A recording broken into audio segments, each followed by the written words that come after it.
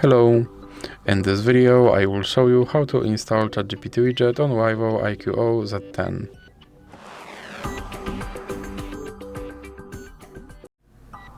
So you have to start by opening your Google Play Store, then click on search bar and type in Woddy AI and click search and then click install.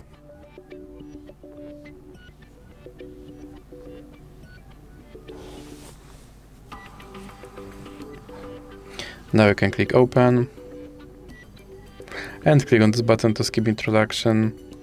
Then click open permissions and click on AI assistant. Then click here to enable this app to display over other apps, and then you can go back.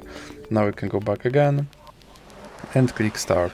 And as you can see right here, there's my ChatGPT widget, and I can open him and I can tell him to do something.